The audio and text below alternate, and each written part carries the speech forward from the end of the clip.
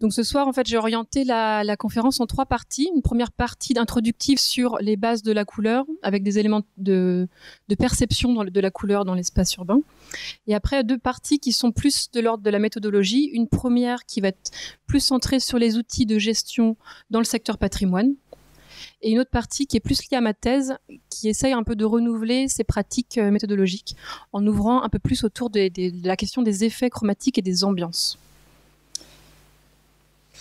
Donc, dans la première partie, dans l'introduction, je vais vous parler rapidement de ce qui va être, par exemple, la spatialité de la couleur, la vision en 3D de la couleur. En fait, une fois qu'on comprend que la couleur a 3 dimensions, c'est beaucoup plus facile de la manipuler, de la comprendre et de l'utiliser dans le projet. Donc, c'est peut-être la partie un peu plus rébarbatif entre guillemets, mais je pense que c'est intéressant quand même de revenir dessus pour essayer de comprendre comment ça se passe. Donc ici, plusieurs schémas de considération, de compréhension de la couleur à travers les différentes époques. Ici, un schéma qui est plus de l'ordre de la compréhension au niveau de l'Antiquité. Donc en fait, de façon schématique, on comprenait bien que la couleur était liée à la lumière, donc c'est-à-dire à la lumière blanche. Et une fois qu'il n'y avait plus de lumière, on était dans l'obscurité, on avait les noirs. Donc en fait, on a orienté les couleurs de façon linéaire en mettant le rouge au centre, puisque finalement c'est un peu le passage du jour à la nuit, tout ce qui se colore un peu de la couleur rouge. Le jaune, c'était plutôt une couleur qui était la plus lumineuse, donc on l'a placée sur cette échelle linéaire près du blanc. Et au niveau du bleu, on s'est dit que c'était une couleur assez sombre, donc on l'a placée plutôt au niveau du noir. À partir de ces 3 couleurs primaires, on avait plusieurs éléments, plusieurs couleurs complémentaires. Donc le mélange du jaune et du rouge qui donnait de l'or, donc on n'était pas encore sur du orange, on était vraiment sur l'or. Et le pourpre qui était le mélange du rouge et du bleu.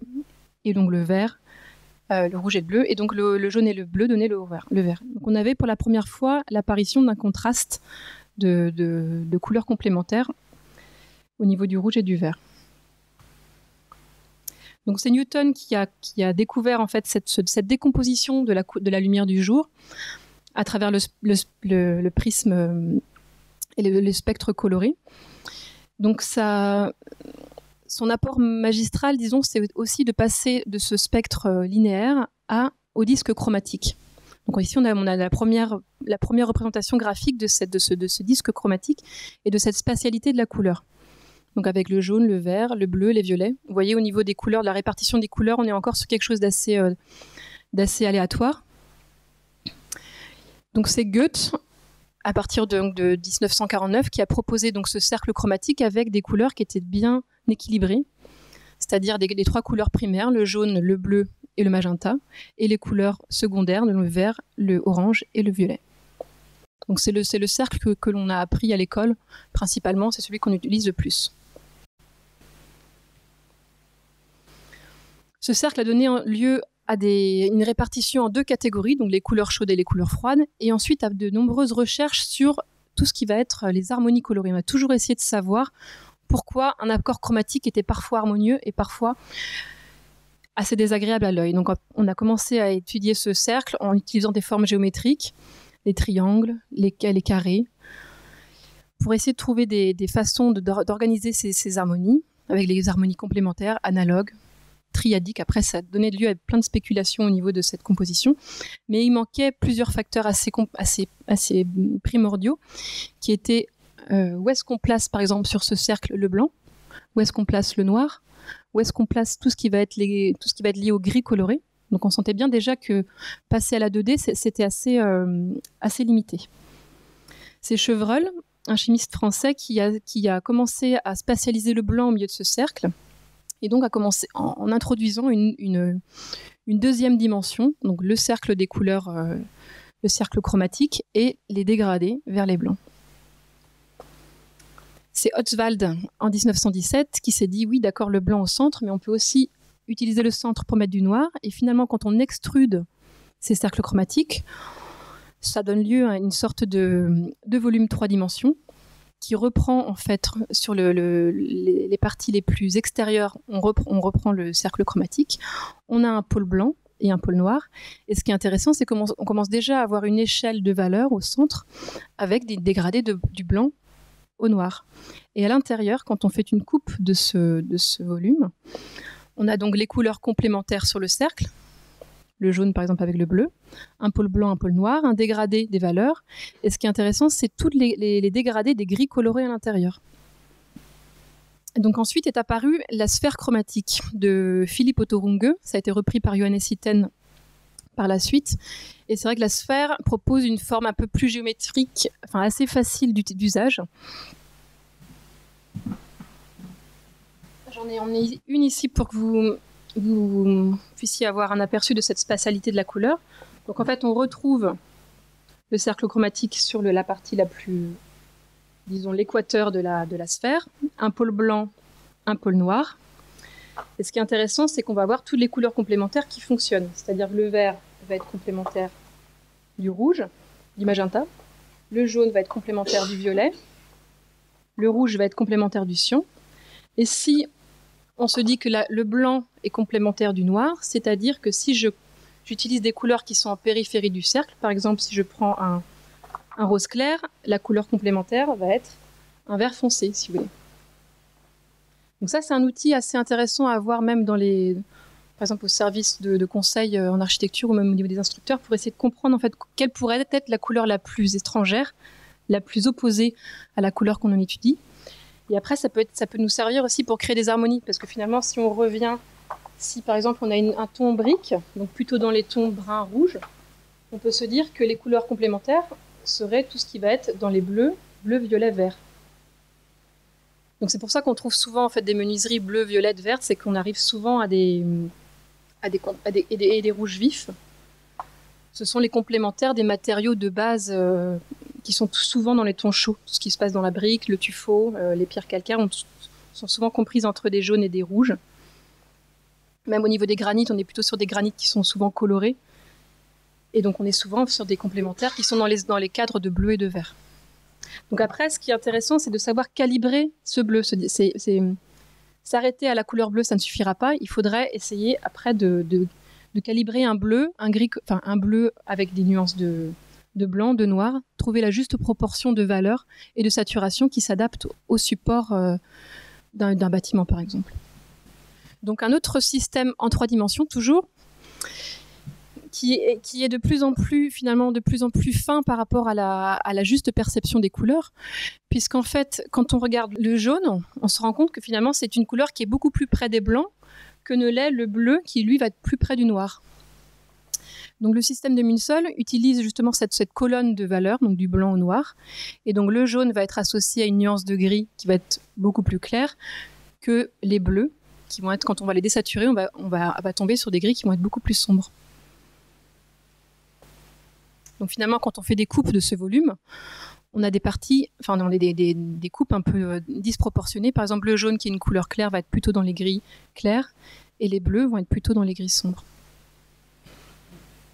Un autre système qui s'appelle le système Diquetier, qui est en fait notre système RVB.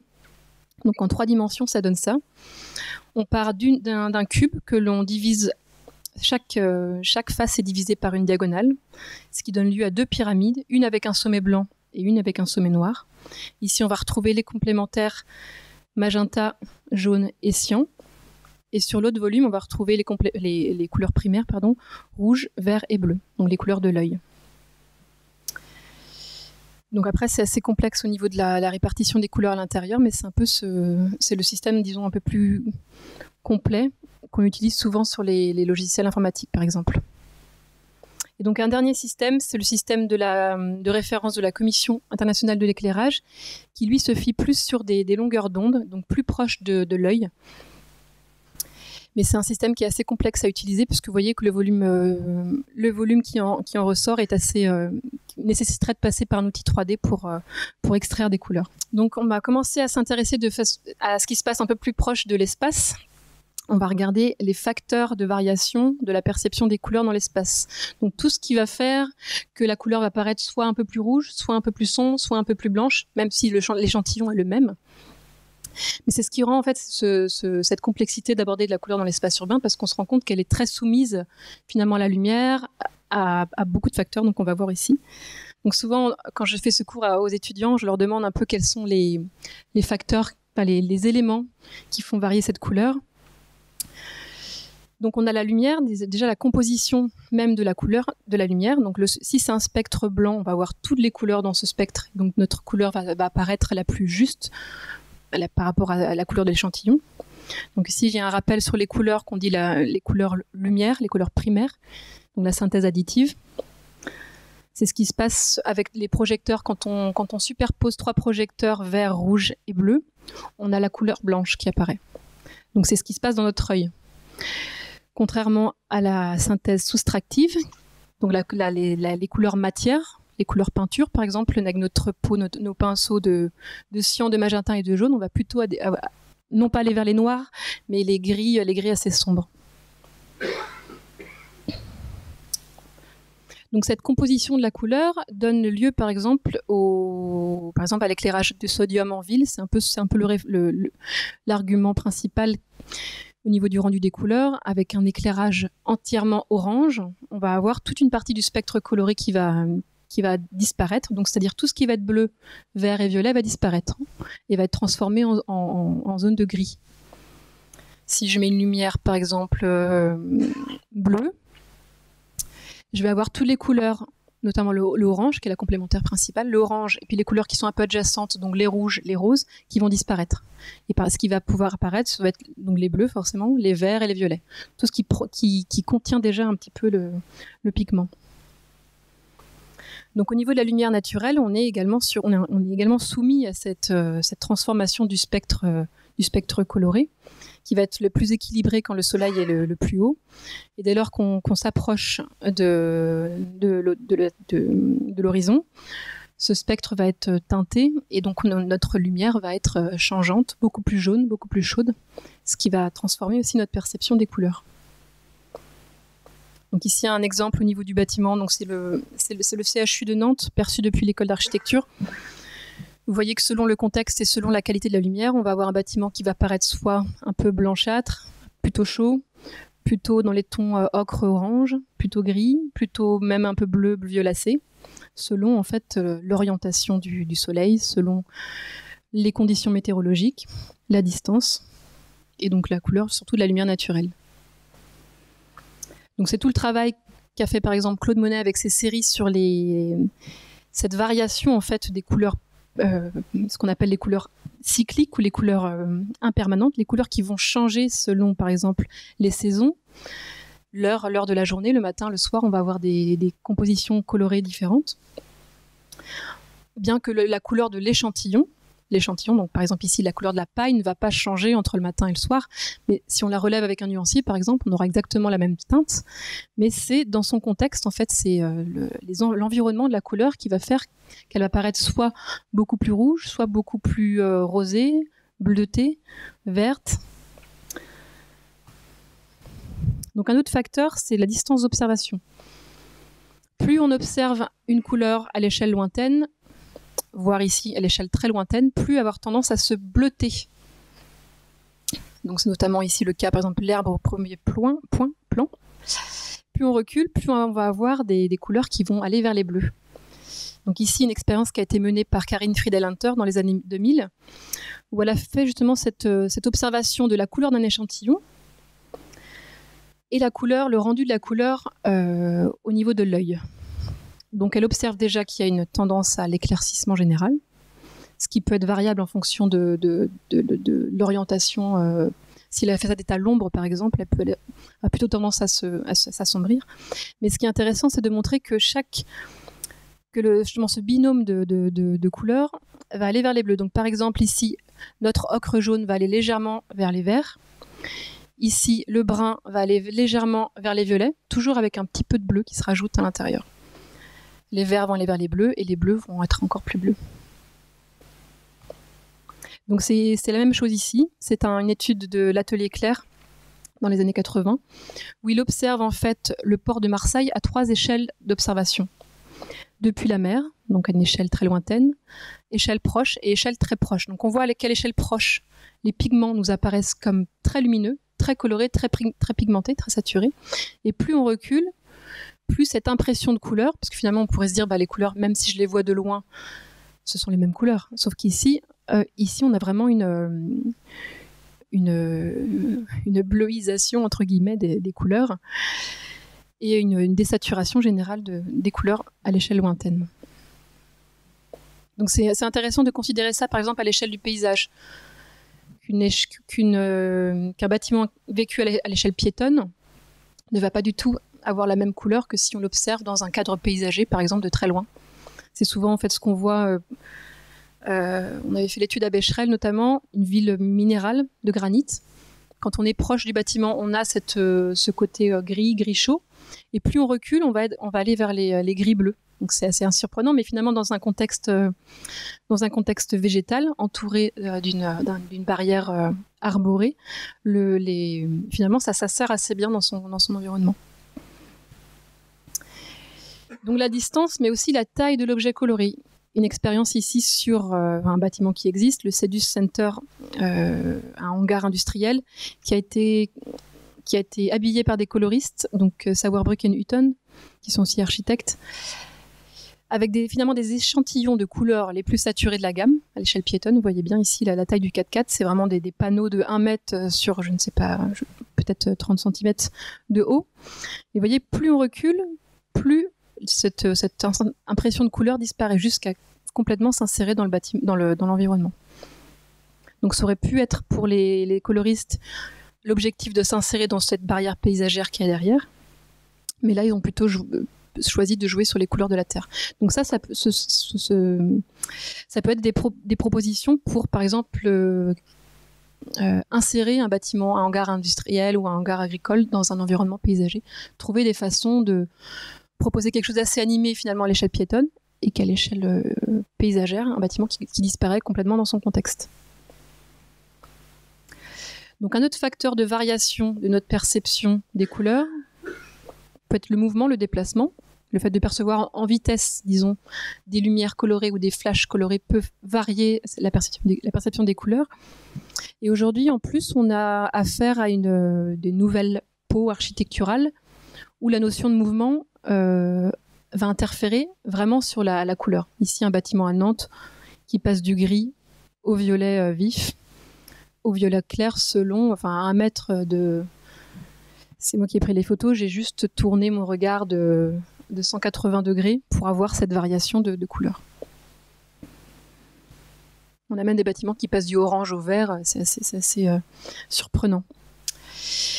Donc, encore un autre facteur de variation de ces couleurs, c'est surtout les couleurs de l'environnement. Vous voyez, au niveau des bâtiments, ici, on a des bâtiments qui paraissent beaucoup plus saturés, beaucoup plus lumineux, beaucoup plus vifs que l'image de droite, où ce sont le même bourg. Là, l'intérêt pour la coloriste, c'était de trouver des couleurs qui s'associent. Donc, on est à Longyearbyen, bref, on est en océan Arctique, en Norvège. Et on a la moitié du temps où ce paysage est couvert par la neige, et de l'autre moitié de l'année où on est plutôt sur un paysage assez naturel. Et donc, trouver une façon de proposer des palettes de couleurs qui s'associent à la fois au paysage neigeux qu'au paysage naturel végétal. Donc ici, c'était encore des petits schémas pour essayer de vous faire comprendre la différence de perception d'un seul échantillon. Par exemple, ici, l'échantillon rouge, dans un contexte vert, va paraître finalement beaucoup plus rouge que s'il était sur un autre contexte de couleur. Par exemple, ici, ce sont les mêmes échantillons de rouge. On voit bien quand on s'arrête juste à l'observation de ces 4 éléments que le rouge va paraître, je ne sais pas si ça marche sur l'écran, mais beaucoup plus lumineux ici sur un fond noir que quand il est placé sur un fond blanc. Beaucoup plus rouge s'il est sur un fond vert, parce que c'est sa couleur complémentaire, que s'il est placé sur un autre fond rouge qui finalement va être plus rouge que lui. Vous voyez ? Ici, j'ai inséré des échantillons, des expériences qui ont été menées par Joseph Albert sur l'interaction des couleurs, où le contexte proche d'une couleur va interférer vraiment sur notre perception de cette couleur. Ici, on a une couleur qui paraît assez mate, assez sombre, Et ici, on va avoir une couleur qui paraît un peu plus lumineuse, un peu plus chaude, un peu plus orange. Or, il s'agit vraiment de la même couleur.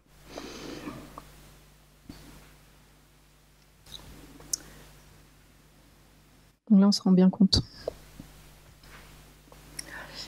J'ai fait un parallèle également avec les expériences de Michel Eugène-Chevreul. Donc là, on est encore presque un siècle plus tôt, sur toute cette histoire de contraste simultané.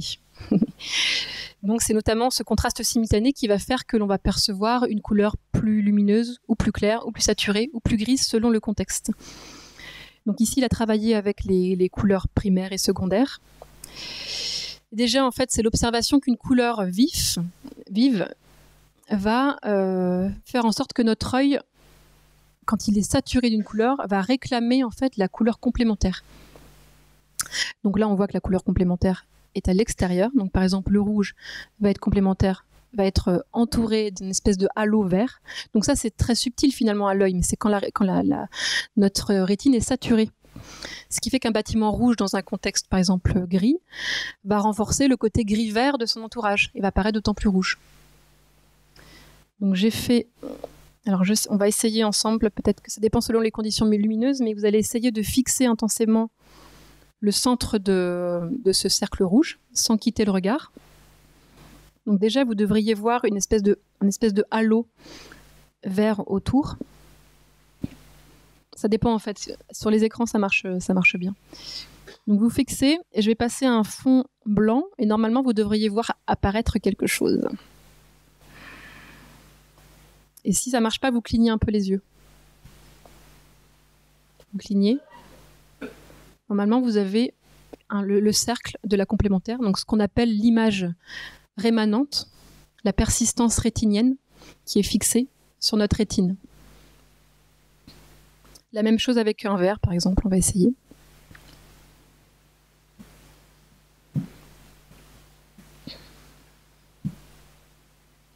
Donc, normalement, on devrait voir une sorte de halo magenta, un peu magenta autour.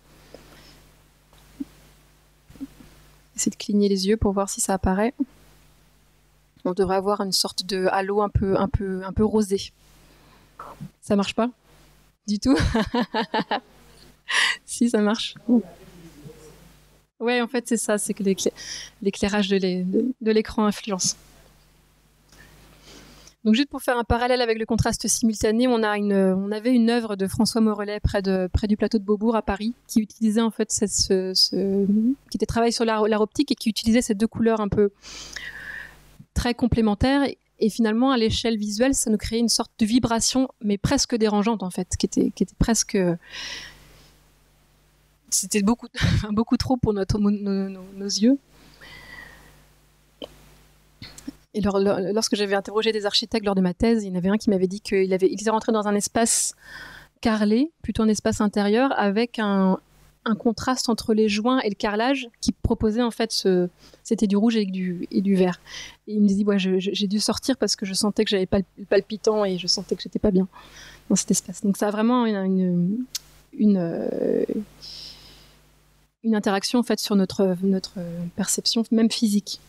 Donc d'autres facteurs, là c'est rapidement, c'est les facteurs que j'étudie moins mais qu'il faut prendre en compte, c'est notamment les facteurs qui sont liés à notre propre perception visuelle, donc l'œil. Chacun perçoit différemment les couleurs. Donc ici, si vous ne percevez pas les chiffres qui sont à l'intérieur, c'est que vous avez peut-être des soucis. Alors je vous rassure, en bas, il n'y a pas de chiffres à voir. Ce sont des schémas.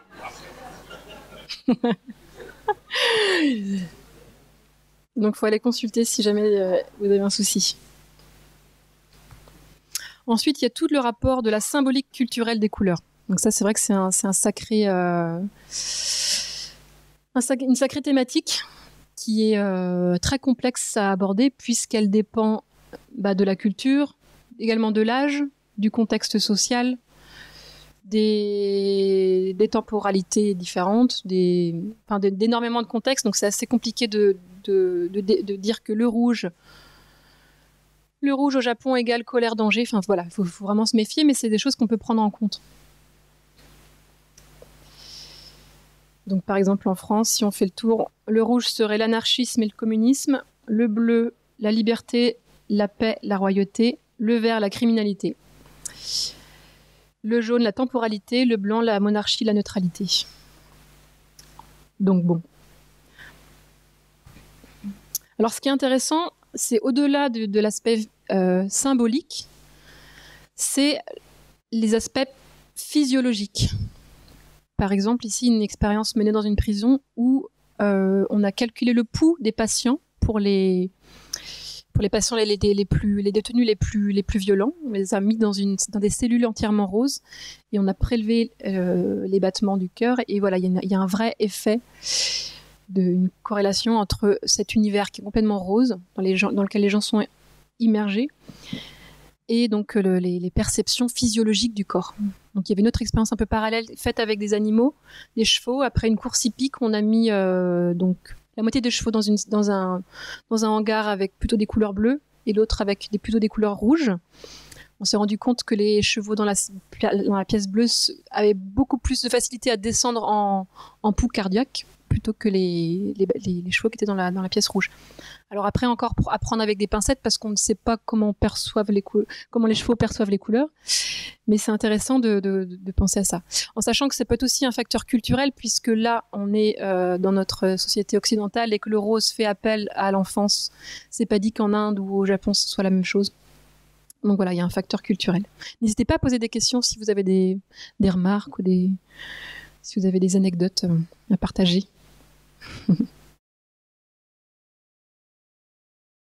Donc là, on va passer sur la géographie de la couleur, donc vraiment les outils de gestion de la couleur dans les zones à caractère patrimoine, on va dire. Donc quand on s'attaque à une étude chromatique pour une localité, on part du constat que, comme le disaient Lanclos et Lanclos, qui étaient les pionniers en fait de la couleur, dans les années 1970 plutôt, le postulat de départ, c'est de dire que chaque localité est porteuse d'une identité chromatique qui lui est propre.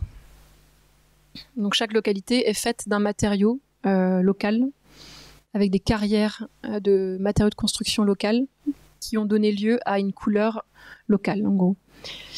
Donc, et donc, en fait, quand on s'attaque à des propositions de couleurs, la réalisation de nuanciers, on est obligé de passer par cette étape de diagnostic sensible de chaque lieu.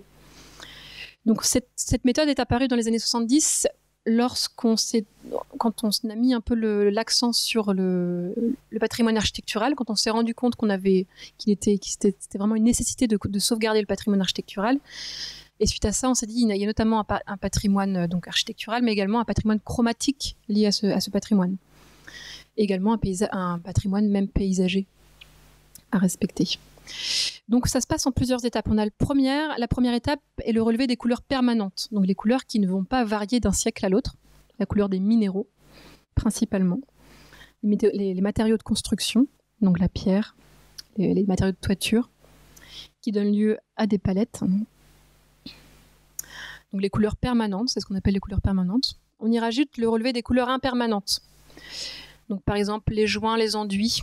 Donc on peut considérer que c'est des couleurs impermanentes puisque on est amené à les refaire, on refait les ravalements, on entretient le bâtiment et donc ça peut changer d'une période à l'autre. Donc c'est pas facile souvent d'avoir des données sur les couleurs des enduits d'il y a 100 ans, d'il y a 200 ans, parce qu'on ne sait jamais vraiment comment ils étaient faits, mais on peut quand même se dire que c'était des matériaux qui étaient déclinés des sables locaux, donc il y avait déjà également des couleurs qui leur étaient propres. Donc dans les couleurs impermanentes, on a aussi les couleurs donc tout ce qui va être la palette des couleurs ponctuelles, donc les menuiseries, les huisseries, les portes, les ferronneries, les volets, les persiennes, etc. Et on rajoute à cela un cadre paysager de l'ordre du relevé sensible. Donc là, ce sont des relevés visuels, puisqu'on ne peut pas relever la couleur d'un ciel avec nos nuanciers. Donc c'est plutôt des relevés visuels qui vont considérer également le contexte de ces couleurs. Le contexte paysager, le contexte d'ambiance générale liée aux couleurs. Donc la méthode était de prélever littéralement des échantillons, puisqu'on n'avait pas encore accès à tout ce qui était nuancier, spectromètre et compagnie. Donc c'était de prélever des échantillons pour refaire des nuanciers. ce qui donnait lieu à des palettes de motifs chromatiques par localité. Donc ici, la ville de Burano en Italie. C'était aussi considérer les pratiques habitantes qui donnent déjà aussi des éléments sur le patrimoine chromatique local et donc les couleurs vers lesquelles intuitivement vont les gens. Donc ensuite, j'ai fait une série de photos où on se balade à travers des paysages chromatiques différents. Donc ici, Fontenay-le-Comte, avec donc déjà une pierre calcaire, pierre relativement chaude, des toitures de schiste. Donc c'est vrai que vous avez la chance par ici d'avoir ces grands bâtiments très lumineux et très clairs sur lesquels se pose la lumière, et tout de suite on a un halo quand même de couleurs chaudes qui réchauffe quand même les ambiances urbaines. Je continue. Ici à Lille, donc plutôt façade brique, avec des éléments de monnaie nature qui étaient plutôt faits en pierre, des pierres calcaires, justement des pierres facilement sculptables, qui pouvaient sculpter plus facilement. Donc avec tous les éléments de monnaie nature qui étaient faits avec un rajout de matériaux, donc une sorte de polychromie déjà sur ces façades. Toulouse, par exemple, on est sur une ville de briques également, mais là, les monnaies nature utilisent la brique. Donc, on va avoir des corniches. Forcément, ça va être des choses plus simples au niveau des petits volumes. Ça donne une ambiance chromatique encore différente. Nantes, pierre calcaire également, mais très blanche pour le coup, où là, on a une sensation aussi de légèreté, quelque chose qui est assez agréable à l'œil, puisque finalement, c'est lumineux, ça fait du bien. C'est très agréable. Ici, c'est chez moi, donc Guarec, centre-Bretagne. Donc là, on est sur du schiste en toiture, du schiste en façade, et des pierres de grès rouge, je crois. Donc vous voyez ici, c'est ce que je vous disais tout à l'heure par rapport à la pierre calcaire, la pierre de tuffeau qui est relativement jaune, qui donne tout de suite quelque chose de chaleureux au centre-bourg, même quand il n'y a plus personne, quand on est sur une... Ici, ce sont des centres-bourgs qui sont relativement des centres-bourgs anciens, qui sont souvent dépeuplés, avec des ambiances peu de commerce et des ambiances urbaines très sombres qui sont liées à la couleur du matériau. Donc ici, quand il fait pas beau, quand il pleut, quand il n'y a personne, c'est vraiment triste. Vous voyez ? Et le problème, c'est qu'on est sur des menuiseries PVC, des volets PVC. Enfin, ils ont tout enlevé, tous les volets bois pour mettre du PVC. Blanc du coup, donc plus des enduits ciment blanc, voilà. Génial. Donc voilà, on repart côté couleur, côté autour de Marrakech. Donc là, un seul matériau de construction pour faire l'ensemble du paysage urbain. Vous voyez comme c'est chaud. Jodhpur en Inde. Donc là, on est plutôt sur une application de la couleur liée à des pratiques religieuses, sur la caste des brahmanes.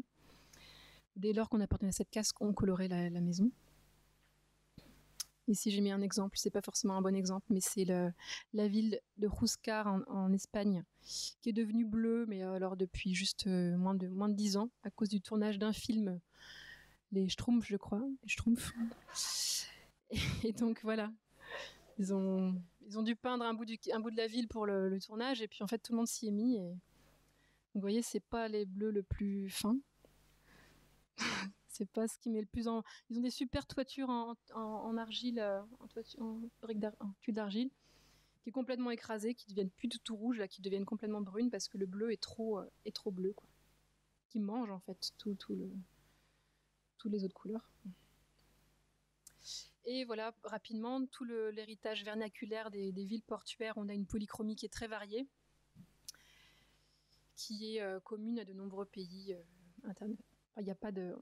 J'aimerais bien savoir justement d'où est partie cette pratique de coloration des villes portuaires. Un sujet de recherche à mener. Très beau au niveau des... Parce que là aussi, il y a une harmonisation des couleurs. Finalement, quand on regarde que les façades, vous voyez, c'est que du jaune. En fait, on n'est que sur des gammes du jaune au rose. Donc jaune, orange, rouge, rosé, et c'est tout. Et toutes les autres couleurs sont apportées par les éléments ponctuels, donc les volets, bleu ciel, vert, etc. Et ce sont les mêmes familles de couleurs, il n'y a pas une couleur qui prend plus le dessus que l'autre.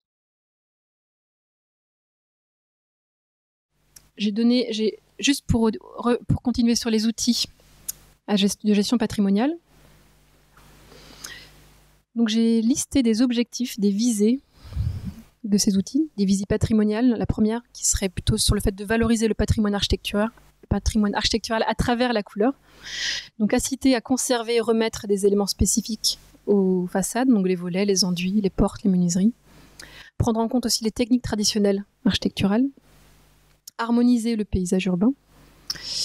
Ensuite, une visée de plus de l'ordre identitaire, c'est travailler une identité chromatique locale pour les villes qui ont un peu perdu en fait justement cette identité de base avec beaucoup d'éléments qui ont été rajoutés qui étaient un peu en dehors des habitudes visuelles et de l'aspect patrimoine. Justement, essayer de valoriser en fait cette identité de base, entre guillemets, de redorer certaines images urbaines et d'apporter des valeurs plus de l'ordre symbolique. Je donnerai l'exemple tout à l'heure de Saint-Brieuc. Ensuite, des visées pédagogiques, donc inciter en fait les habitants à analyser leur architecture avant de choisir une couleur, avant de se dire je veux une maison rouge, c'est regarder quel bâtiment ils ont, l'analyser, quel style architectural, est-ce qu'il y a des détails à mettre en valeur, et ensuite on pense à la couleur. Finalement, la couleur arrive vraiment en dernier lieu. Donc éviter les grosses erreurs, éviter les couleurs inadaptées, et laisser aussi en interne un outil de gestion manipulable par les habitants. Ensuite, on a une visée qui va être plus de l'ordre social et esthétique, donc animer, dynamiser les centres-villes, créer des espaces qui vont être plus agréables à vivre, réenchanter le quotidien, se défaire des images symboliques plutôt négatives. Donc par exemple à Brest, qui mise sur la coloration depuis une vingtaine d'années, c'est sortir du cliché de la ville grise, parce qu'en plus on est sur une ville de la reconstruction avec partiellement détruite, une architecture de reconstruction enduit blanc qui a tendance à se salir, donc finalement enduit gris, et finalement un paysage urbain assez triste quand même. Donc, des petits éléments pour voir comment s'organisent des outils de coloration. Donc on a toujours une phase de diagnostic, donc c'est ce que je vous ai dit tout à l'heure au niveau du relevé des couleurs existantes. Donc l'objectif, le diagnostic objectif. Diagnostic sensible avec des couleurs impermanentes, relever des ambiances, des paysages. Étudier l'environnement à plusieurs échelles, globale, urbaine, proche. Identifier les différentes typologies de bâtis. Donc ça, c'est important parce que c'est selon ces typologies de bâtis qu'on va pouvoir dire sur telle typologie, on peut mettre des enduits très colorés. Sur telle autre typologie, on va plutôt être beaucoup plus... on va plutôt accompagner l'architecture plutôt que rajouter beaucoup d'éléments en couleur. Et définir des enjeux de projet qui vont être spécifiques aux localités. Là, en l'occurrence, sur Saint-Brieuc, c'était éclairer les ambiances urbaines, retourner, créer du lien en fait entre la ville et son façade portuaire, parce qu'on est sur une ville qui a presque 1 kilomètre de sa frontière maritime, et où on ressent pas du tout la mer. Donc c'était aussi apporter les valeurs symboliques des couleurs pour essayer d'introduire, faire remonter les couleurs de la baie au centre-ville historique. Voilà, je continue. La deuxième phase, c'est l'élaboration des palettes, l'élaboration de la charte chromatique, avec des logiques historiques, des logiques urbaines, logique de couleur, matière, lumière. Selon le matériau de base, on va aller vers telle et telle couleur. Donc je vous expliquerai tout à l'heure. Proposer des nuanciers et surtout illustrer, parce que c'est souvent facile de donner des nuanciers, mais après, comment on les met en application et de proposer un mode d'emploi. Au niveau de la troisième phase, qui est plutôt finalement de l'ordre de l'option, mais c'est la réalisation d'un guide pédagogique à destination des habitants.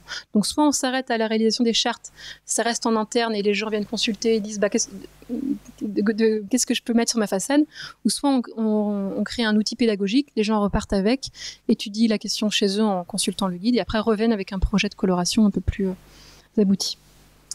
Également des formations du personnel parfois pour avoir une utilisation clé en main. Donc au niveau des études chromatiques, j'ai mis juste un extrait d'un chronoplanning, combien de temps ça peut prendre. Donc globalement, on a une première phase de diagnostic qui dure 3 mois, une deuxième phase de charte chromatique qui va durer 3 mois également. La mise en place d'un document pédagogique qui est plus de l'ordre de 4 mois, ouais, avec beaucoup d'allers-retours en fait avec les collectivités. Et après, on peut avoir des tranches optionnelles sur des secteurs spécifiques. Donc, des fois, ça donne lieu à du conseil couleur pendant le temps de lancer la démarche.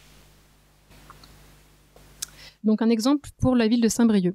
Donc Saint-Brieuc, on est sur une ville de 45 000 habitants qui est en train de définir beaucoup d'outils en ce moment, donc un PLUI, une AVAP, un plan guide des espaces publics. Elle a déjà une charte des devantures commerciales et donc elle vient d'avoir un guide de coloration des façades. Donc on a fait un portrait sensible, donc on a traversé la ville à base de croquis pour voir comment on ressentait un peu les ambiances urbaines. Donc une gare qui va être très belle, finalement cachée par beaucoup d'arbres, mais bon. Un centre-ville très pavé avec du granit en façade, donc assez sombre, parce que le granit est plutôt sombre. Un peu chaud, quand même relativement chaud. Une descente vers le port. Donc là, on est encore dans le centre-ville, mais le port est quand même vraiment loin. On ne peut pas y aller à pied, ça prend beaucoup trop de temps. Donc la rue des Trois Frères Le Goff, qui est désertée au niveau des commerces. Façade de pierre apparente granit ou façade essentiellement décrépie, donc avec des ambiances sombres sur sombre sur sombre.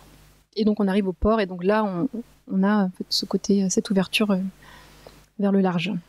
Donc le premier relevé des couleurs permanentes, donc les toitures, les pierres principales, les couleurs dominantes, les enduits et tout ce qui va être de l'ordre des couleurs ponctuelles, donc les portes, les volets, les pans de bois, qui sont quand même à prendre en compte même s'il y a des erreurs. Donc c'est justement repérer les bons exemples et essayer de définir déjà un peu des choses qui fonctionnent avec l'espace existant, plus les relever ensuite des couleurs naturelles. Donc après, on définit des enjeux de coloration qui vont être spécifiques à Saint-Brieuc. Ici, on part sur un schéma un peu caricatural d'un linéaire classique, c'est-à-dire une façade elles ont quasiment été toutes décrépies, elles n'ont plus de volets, elles n'ont plus de petits bois, elles n'ont plus d'enduits, voilà. Donc on propose déjà des enduits, donc pas n'importe lesquels. J'expliquerai tout à l'heure. Voilà. Plus le fait d'animer et de dégayer les rues en reposant des volets bois, en entretenant en fait le patrimoine architectural, les détails, qui sont finalement les supports de la couleur. Et ensuite, après, on a des stratégies plutôt liées à de l'ordre des cheminements piétons. Donc ici, c'est une proposition. Donc on fait tout ce qui va être les nuanciers de façon... le gros travail, c'est le travail des nuanciers. Et après, on propose ici, en l'occurrence, une déclinaison. C'est une proposition. Une déclinaison des couleurs ponctuelles en partant du rouge vers la gare. Et en gros, plus on avance vers le centre-mer, plus on utilise les tons bleus, bleutés, verts. Donc c'est une proposition. C'est vrai que c'est compliqué à mettre en place puisqu'après, ça dépend des gens. Et si les gens veulent du rouge quand ils sont côté port, on ne va pas leur interdire non plus. Mais c'est une proposition. Ça peut être des choses qui sont à mettre en place. En tout cas, les élus étaient très sensibles à cette dimension-là. Et voilà, on va voir si ça marche. Voilà, donc les enduits, pas n'importe lesquels. Par chez nous, il faut absolument éviter les enduits trop blancs. Pas ici aussi, je pense, mais chez nous, vu que les façades sont très très sombres, souvent avec des minéraux très très sombres, le fait de mettre un enduit blanc, un banal enduit blanc, va créer des effets de relief en fait, des choses qui vont nous sauter aux yeux, alors qu'en fait, des enduits appropriés permettraient de recréer quelque chose de beaucoup plus harmonieux. Donc voilà, ici on a des éléments pédagogiques. On part d'une façade décrépie, volet roulant, sans enduit, sans volet bois. Et voilà, on explique avec des éléments pédagogiques comment on peut aller vers soit on remet que des volets, soit on remet que de l'enduit, soit on met les deux. On explique comment on peut revaloriser la façade. Avec des images de propositions. Donc là, c'est l'existant. Donc il y a quand même des volets, un petit peu de volets ici. Il n'y a plus d'enduit. Et donc on propose juste avec des volets colorés ou avec des enduits plus des volets pour voir comment ça peut influencer sur les ambiances urbaines. La même chose avec la rue des Trois Frères Le Goff, donc la fameuse rue qui est complètement désertée par ses commerces. Avec la coloration des volets, parce que finalement il y a encore des volets, mais ils sont souvent ton sur ton ou qui sont très mal entretenus, donc on ne les voit plus. Juste les volets ou les deux. Et là, on commence à aller vers le côté un peu... On descend vers la mer, donc on peut utiliser qu'une gamme de bleu, par exemple, pour mettre en valeur cette descente. Là, c'est ce qu'on appelle les figures de proue. Donc, c'est quelque chose qu'on a proposé à Saint-Brieuc, c'est de proposer pour les cheminements piétons des appels visuels. C'est-à-dire que la couleur va venir appeler notre attention avec des couleurs qui vont être un petit peu plus saturées. sur des bâtiments un peu stratégiques, donc par exemple des angles de rue, des bâtiments un peu, par exemple ici là au centre de perspective urbaine, des bâtiments d'ampleur, où il y a un intérêt à les mettre en couleur quand même, pour créer de l'espace, des repères dans le paysage urbain. Donc ici on a tout le dessin des typologies, donc pan de bois, façade pierre de taille, façade pierre tout venant, façade enduite, maison début 20e et maison après-guerre. Donc en fait, souvent en couleur, on fonctionne plus par typologie de matériaux que par typologie historique en fait.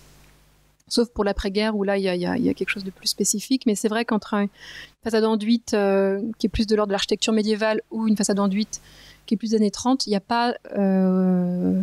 au niveau des enduits, on peut conseiller de mettre plutôt peut-être des choses plus colorées sur les années 30 et peut-être plus des tons un peu plus sablés sur les tons sur les maisons médiévales, mais globalement, c'est la même palette. C'est plutôt dans les conseils après que ça se passe. Un mode d'emploi, donc là, je ne vais pas vous le faire parce que ça va vous endormir. En gros, on identifie la façade, on observe le bâtiment dans son environnement urbain. On commence par choisir la couleur de fond de façade, s'il y a des enduits, bien sûr. Hein. On choisit encore dans la palette ponctuelle tout ce qui va être sous-bassement et encadrement quand on a des encadrements, des bandeaux maçonnés, tout ça. Et ensuite, on choisit les couleurs des éléments ponctuels, donc type porte, ferronnerie, etc. Des façons de proposer des harmonies ton sur ton, décliné, camailleux, chaud-froid. Voilà. Et après, on a des fiches typologiques qui expliquent à chaque fois avec un lexique pour que les gens aient aussi le lexique approprié à leur projet et puissent vraiment me parler de leur projet. Et les fiches sont derrière. Donc en fait, là, en l'occurrence, pour Saint-Brieuc, on a un guide de coloration de l'ordre de 16 pages qui explique la démarche et des petites fiches typologiques qu'on vient glisser à l'intérieur et dont les gens se servent selon leur bâtiment. Donc voilà, j'ai fini ma première partie.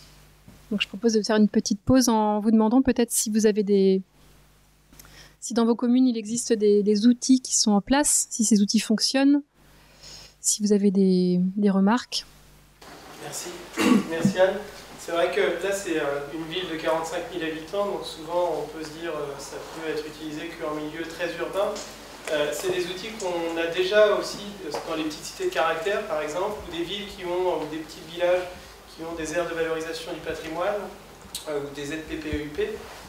Aujourd'hui, à l'heure où les PLUI sont en train d'être mis en place en fonction de vos secteurs à l'échelle intercommunale, c'est des outils qui pourraient, parce que d'un bourg, bon, tu disais Anne tout à l'heure,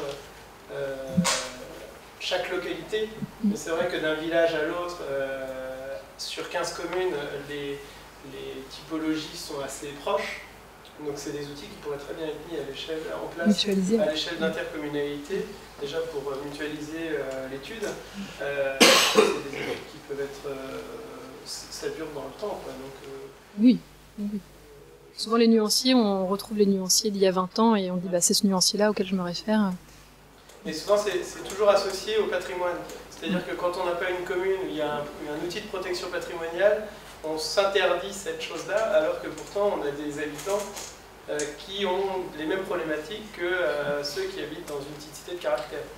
Donc c'est vrai qu'il ne serait pas, d'ailleurs pour conseiller même cela en communauté de communes avec vos services instructeurs, il pourrait être intéressant d'avoir ce type d'outil-là, pour au moins avoir un conseil facile et avoir des outils de référence. Sans outils de référence, on ne peut pas conseiller, enfin difficilement, quoi. Ou à part si on est expert comme ça.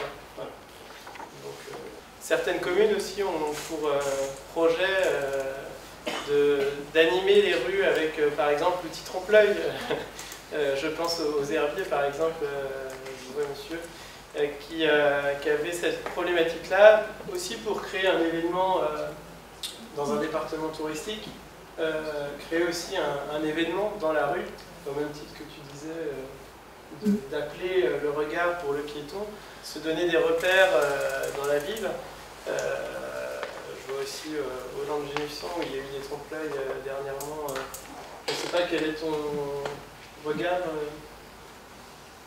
sur cette problématique, sur les trompe-l'œil. par exemple, quand on a un mur pignon aveugle, il est difficile de l'animer, et souvent ça peut être un recours l'animer, ouais. Je pense qu'en effet, la couleur a tout à fait utilisé à juste titre pour pallier à un effet trop. Enfin, s'il y a quelque chose qui est trop présent, c'est vrai qu'on peut facilement l'insérer dans son contexte, sans forcément mettre. Enfin, faut avoir à chaque fois les budgets pour faire une fresque sur tous les pignons, mais il y a des couleurs d'enduit qui font qu'on peut complètement oublier un enduit blanc ou un pignon trop présent dans un cheminement urbain ou même rural, et on peut complètement faire disparaître des volumes ou les faire réapparaître. C'est ça qui est génial en fait avec la couleur.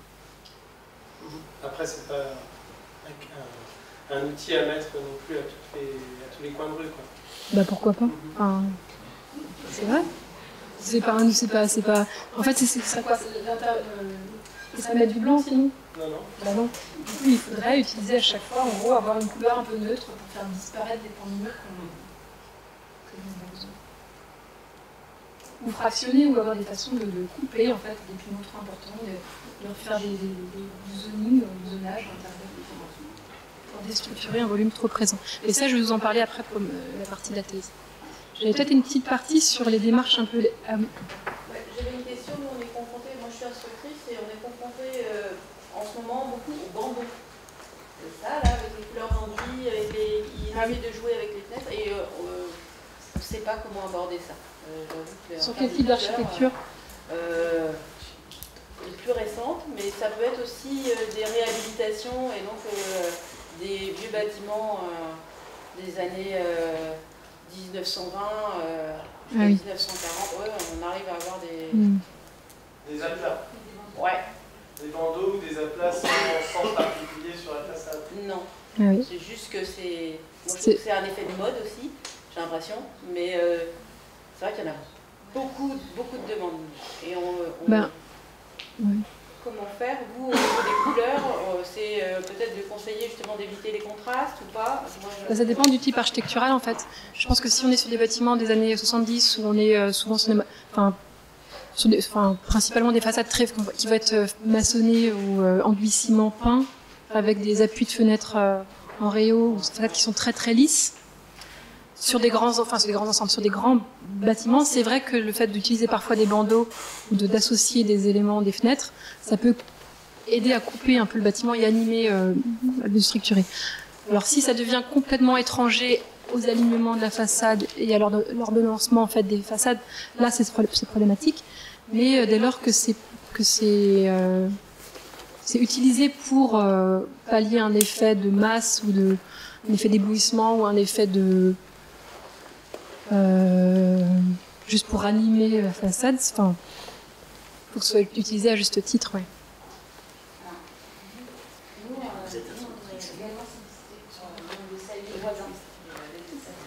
des conseils en valorisation et on a des communes qui nous envoient des projets, des propositions et souvent avec, alors je pense que c'est peut-être le bandeau dont on avait parlé, on va dire un pignon coupé en deux, avec une partie haute et puis une partie basse, je caricature. En tout cas, nous, ou alors avec une fenêtre qui n'a pas d'encadrement en béton, il n'y a absolument rien, et pour faire un faux encadrement, entre guillemets, pour redonner du volume en fait et de la matière à la façade qui est extrêmement lisse, il y a une peinture blanche tout autour de la fenêtre. Et donc nous, ce qu'on explique, et je ne sais pas si c'est pour avoir votre avis, c'est qu'il faut aussi de l'épaisseur en fait, quand on change de couleur, parce que ça donne une ombre, ça donne une matière en fait. Donc je voulais savoir, notamment dans vos fiches, c'est des choses explicatives aux habitants que vous abordez également. Oui. Notamment en fait tout ce qui va concerner l'ITE, parce que souvent en fait on vient raser tous les éléments de monnaie nature et donc en fait on se retrouve avec un ITE dans un secteur où il y a des bâtiments qui ont justement cette décoration. Et en fait on incite à créer des jeux de relief, justement éviter les façades trop nues, si c'est dans un cadre qui accompagne, créer des surépaisseurs, donc revenir coller peut-être des profilés métalliques ou demander aux maçons de créer des bandes un peu plus épaisses et de les mettre en effet en couleur. Si l'architecture du contexte est dans cette démarche-là. Je vais vous juste, avant de parler de ma thèse,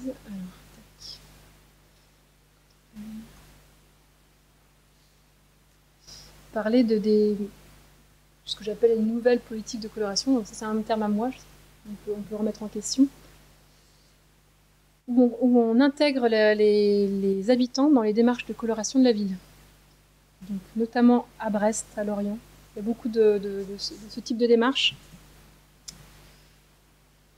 En fait, ça part souvent des pratiques un peu, on va dire entre guillemets, sauvages, dans le sens où les habitants d'eux-mêmes vont peindre leur façade sans demander l'autorisation, et puis il va y avoir un effet de mimétisme où tout le monde va s'y mettre. Et finalement, on va avoir des rues qui vont être très colorées, alors parfois avec des effets de contraste pas forcément maîtrisés, mais bon, finalement, dans l'ensemble, ça passe.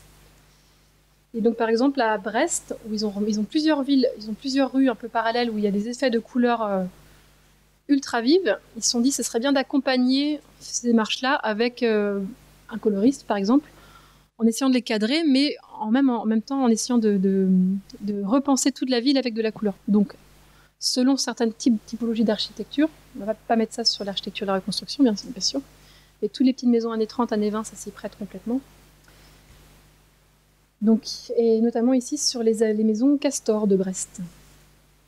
Donc il y a eu de la concertation au niveau des secteurs des maisons Castor. On a travaillé avec les habitants sur les façons de colorer la ville. Donc là, on est en dehors du secteur protégé.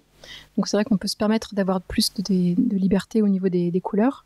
Et comme les maisons se ressemblent toutes, elles ont le même dessin de façade, c'est très facile d'avoir un ensemble finalement cohérent, même si les couleurs jouent de la différence.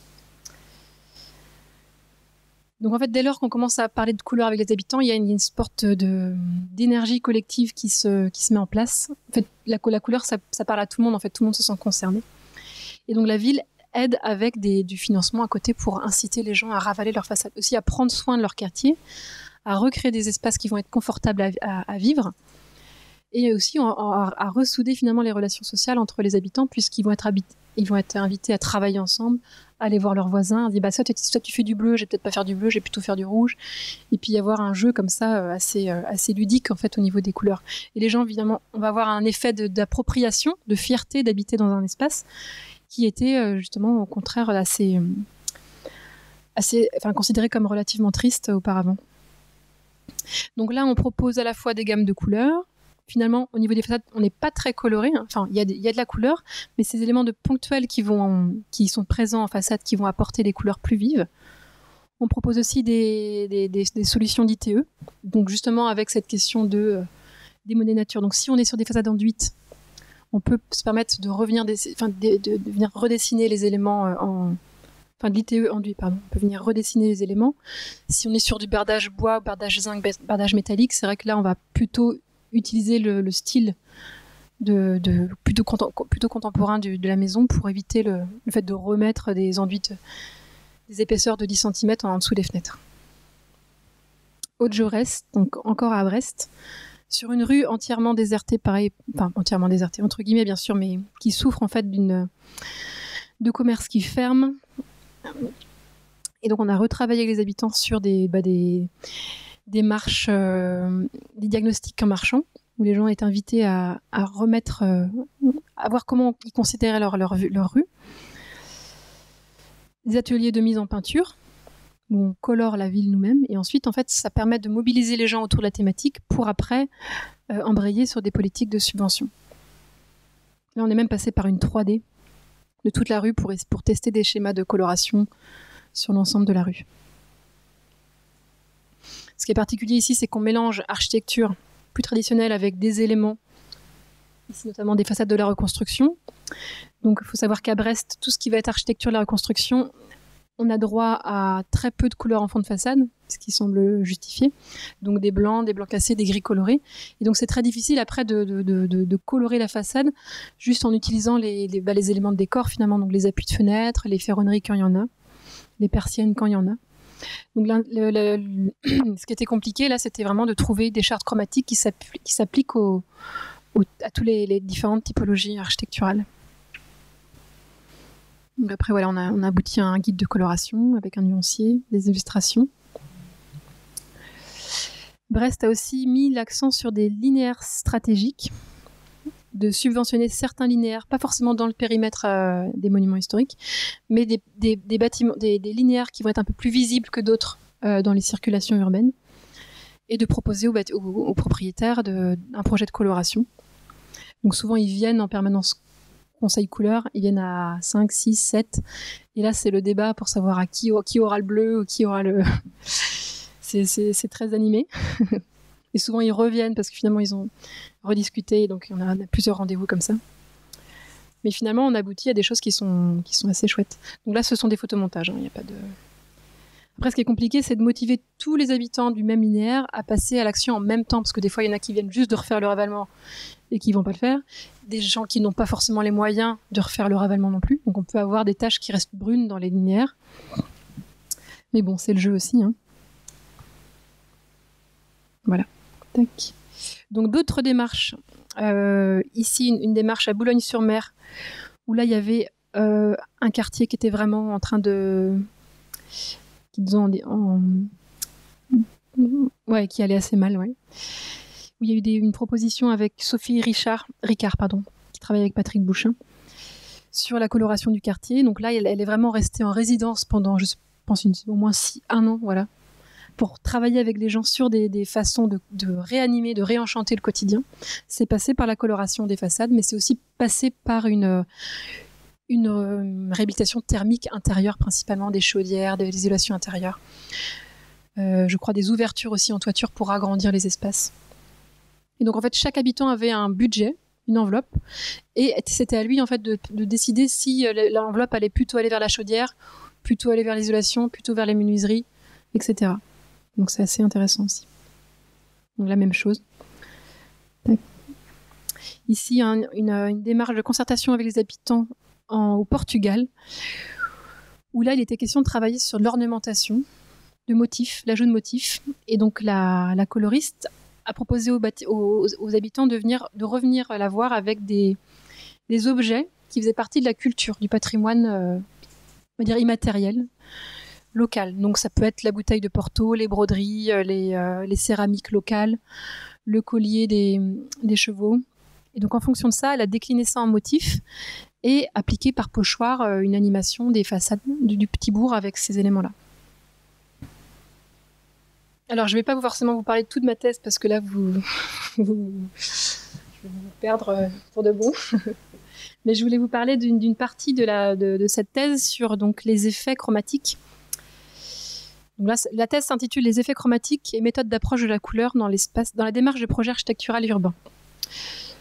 Donc en gros, c'était essayer de comprendre comment la couleur était utilisée à l'échelle urbaine, quels étaient les outils à disposition des aménageurs, des architectes, des coloristes, des outils en fait pour travailler la couleur dans le projet urbain. À quel moment arrivait cette composante couleur ? Est-ce que c'était dès le départ en se disant la couleur sera un élément important dans le projet, donc je la mets en place dès le départ, ou est-ce que ça arrivait un peu à la fin pour dire il manque quelque chose, on va plutôt mettre un peu de couleur.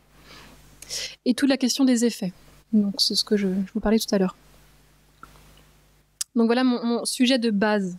C'était en fait l'émergence d'une nouvelle phase de polychromie architecturale depuis les années 2000 en façade de l'architecture contemporaine qui utilisait des couleurs qui sont très saturées, très lumineuses, très vives, très bariolées. Donc dans le vocabulaire un peu péjoratif, on pourrait dire si tape à l'œil, bigarré, un peu cacophonique aussi. Donc c'était étudié en fait pourquoi depuis les années 2000 il y avait une sorte de... On peut aussi parler d'un phénomène de mode, mais je pense qu'il n'y a pas que ça. Sur cette apparition de volumes monumentaux en couleur. Donc quand on commence à parler de ces volumes, on se rend compte que la couleur nappe des volumes entiers, soit est utilisée sur des greffes, donc tout ce qui va être petit balcon, c'est là qu'on va la mettre. Tout ce qui va être faille, les aplats et les mosaïques. Donc les matériaux utilisés, on va être sur des panneaux de verre colorés, des panneaux composites aux effets métallisés qui vont changer de couleur.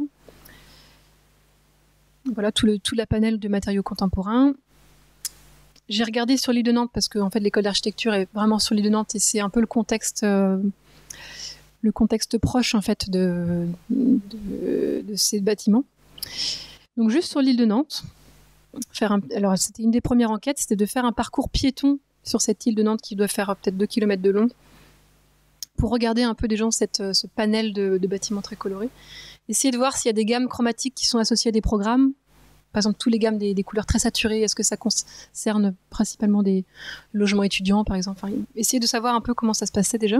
Où est-ce qu'ils étaient situés dans la ville? Donc ici, c'était principalement dans les nouveaux centres-villes, donc les ZAC. En l'occurrence, là, il s'agit d'une ZAC, une seule ZAC, à moins que le pré-gauchet fasse partie de la ZAC, je ne sais plus. Essayer de comprendre en fait comment le phénomène fonctionnait. Donc, ce sont des croquis en fait pour montrer. Bon, c'est des croquis qui ont pour objet la couleur. Donc forcément, il y a beaucoup d'éléments qui ont été enlevés des paysages urbains pour mettre en valeur cette couleur sur les bâtiments. Donc on part en gros de l'école, du palais de justice. On arrive aux machines de Lille. Donc même dans l'architecture de scénographie urbaine, on a beaucoup d'usage de ces couleurs très primaires. On continue. Tout ce qui va être Stérolux. Tac. Portes en Parc. On continue sur l'Est. Encore Portes en Parc. Tétrarque.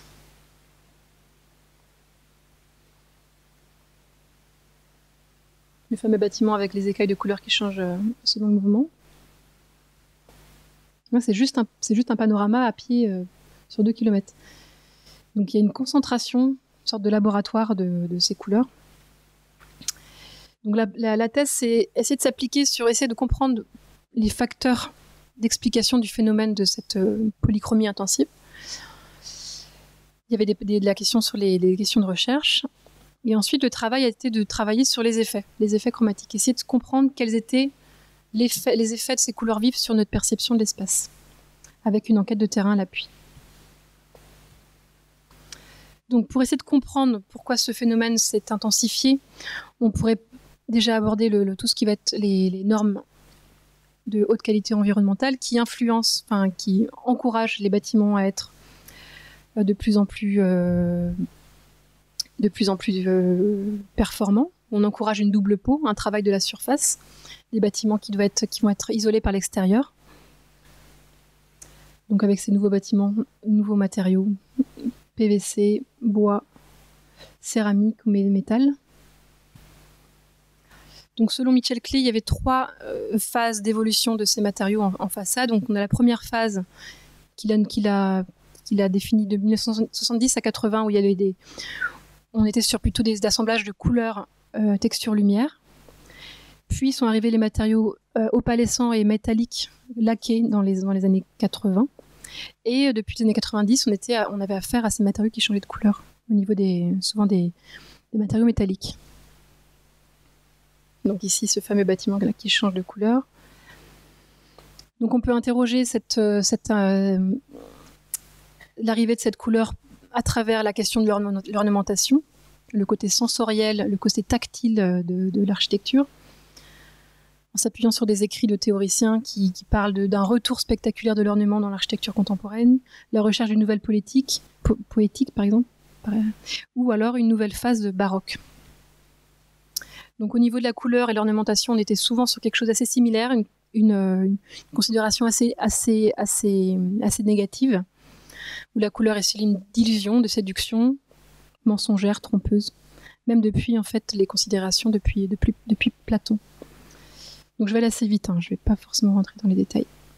Ça peut être aussi encouragé par une médiatisation des bâtiments dans les revues d'architecture, une architecture en fait qui va utiliser l'icône, le logotype en fait des programmes des bâtiments pour définir une coloration de la façade.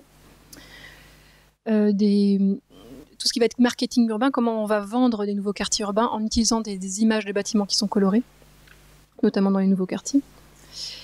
Et parler aussi de l'autonomie des nouveaux bâtiments par rapport à leur contexte. C'est vrai qu'on n'est plus du tout sur un rapport de matérialité entre des éléments comme ça, par exemple, et le contexte urbain dans lequel ils se situent. On parle aussi de spectacularisation de l'architecture spectacle. En l'occurrence, à Nantes, sur l'île de Nantes, c'était encouragé par les aménageurs Ça veut dire que c'était une des contraintes aussi de toute cette première phase d'aménagement de l'île, où on était censé utiliser un peu des couleurs assez vives pour faire référence au côté industriel-portuaire de l'île de Nantes. On peut aussi interroger le côté à l'époque, c'était plutôt le côté de crise économique. Comment on récupère un peu l'image du bâtiment en rajoutant au dernier moment presque des éléments de couleur. Et la couleur comme préalable urbain, dans le sens où la couleur marque le fait d'aménager un secteur.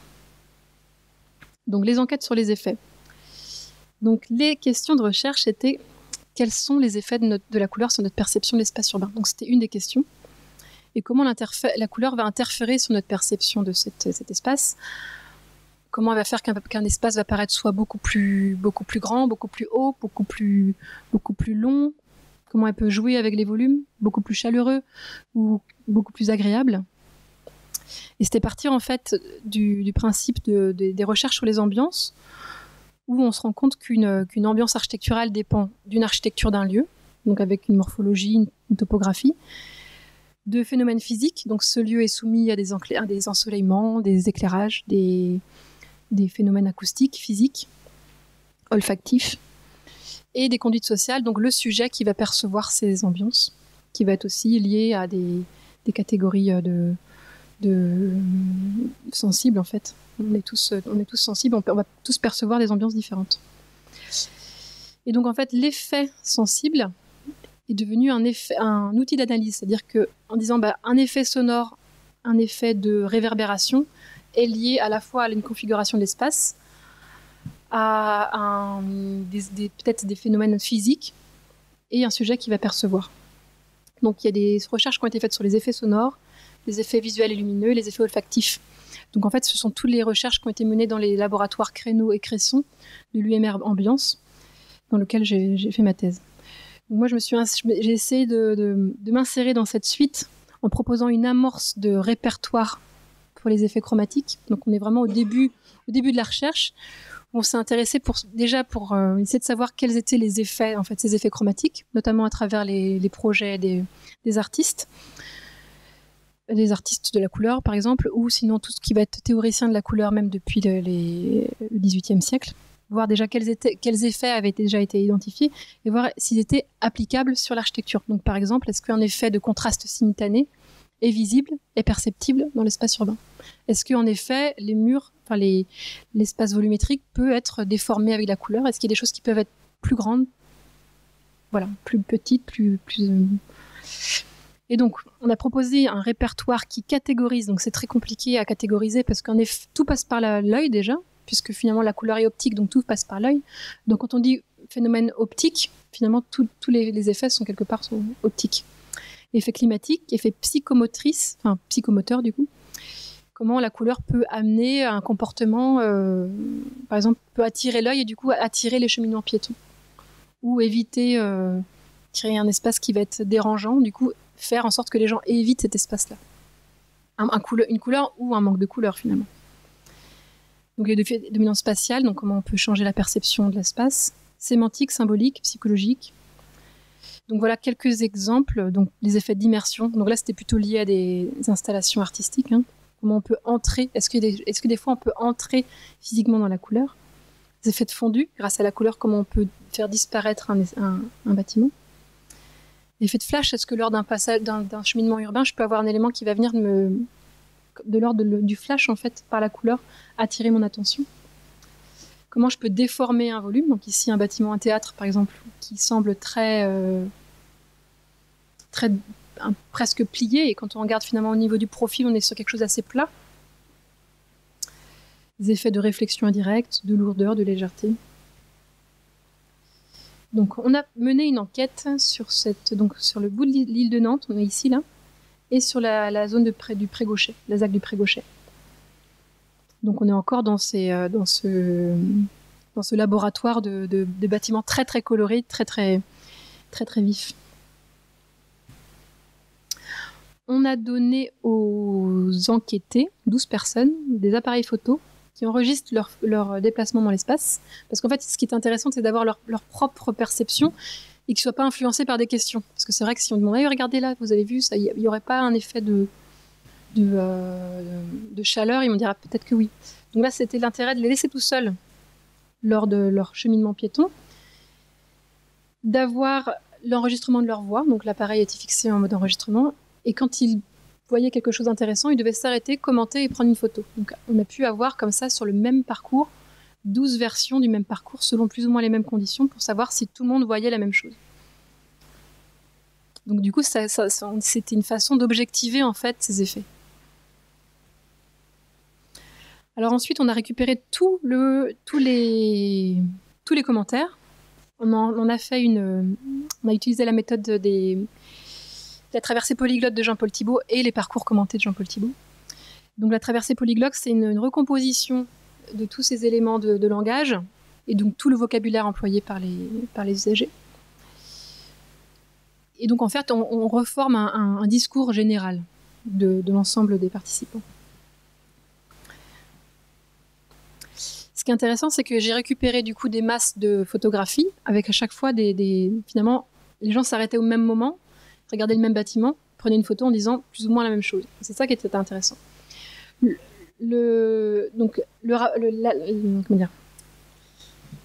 Avec les effets, avec la photographie, on perd une partie de toute notre expérience sensible. Finalement, quand on prend le bâtiment photo, il y avait quelque chose qui nous apparaissait de l'ordre du sensible et en fait qui disparaît complètement, beaucoup plus terne avec la photographie. Donc c'était récupérer les photos et selon les commentaires, extrapoler avec des procédés graphiques pour dire, là en effet, j'ai un effet de phare. Donc le mot phare, c'est moi qui l'ai utilisé. Mais quand les gens me disaient, ce bâtiment, je l'ai vu de très très loin, il m'a guidé l'œil, je savais que je m'approchais, mais il n'arrêtait pas de me faire coucou à travers les arbres à chaque fois que je me baladais. Et au bout d'un moment, quand tout le monde a plus ou moins constaté cet effet de phare, c'était de trouver un effet graphique qui accentue ce que la photo ne peut pas montrer. Avec une légende graphique, des effets d'appel visuel, de grisaille, de chaleur, qui ont été rajoutés à des photos après. Par exemple, ici, l'effet d'appel visuel,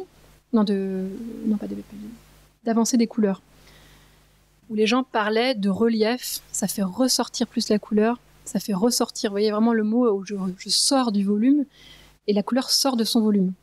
Donc les procédés graphiques, c'était d'utiliser quelque chose qui met en valeur le fait que la couleur sorte. Donc voilà, on se balade un peu sur le parcours. Donc le premier bâtiment, avec un effet d'appel visuel sur les couleurs intérieures. Des effets de fondu sur le bâtiment de Tétrarque, où il y a une céramique en façade, donc le bâtiment disparaît dans le ciel. Mais par contre, en façade côté rue, on est sur une architecture de balcon en bois qui ne va pas capter la lumière et qui est assez profond. Donc finalement, on va avoir des effets de trou noir, où on ne va pas voir la façade, on va avoir un effet de trou noir. Ici, des effets de masse, liés en plus à une forme architecturale assez évasée à son socle, donc un effet de masse qui est accentué par la couleur noire, forcément. Donc des effets d'appel de scintillement visuel. Donc là, on est à la limite, c'est pas forcément que des effets chromatiques, c'est plutôt aussi des effets lumineux. C'est des choses qui vont crépiter, scintiller. Donc l'effet de phare vu à différentes échelles de ce bâtiment. Les tours Vulcain qui vont se fondre avec le ciel. Et ce qui va être intéressant, c'est que selon le parcours, en fait, il y a des effets qui vont se substituer les uns aux autres, qui vont rentrer en concurrence, les bâtiments vont rentrer en concurrence visuelle, qui vont s'annuler aussi. Donc c'est comprendre comment ça fonctionne au niveau urbain. Appel visuel, effet de grisaille, effet de chaleur. Ce même bâtiment rouge qui donnait un effet de phare depuis le lointain, finalement quand on est à l'échelle piétonne, le rouge va être renforcé par tout ce qui va être la végétation et le bois, et du coup on va avoir une sensation de chaleur, alors qu'on était plutôt sur quelque chose d'assez froid à l'extérieur. Il s'avérait aussi que dès lors qu'on est dans des petites ruelles, où il y a de la couleur, du bois et de la végétation, c'est le cocktail garanti pour avoir des notions de confort urbain.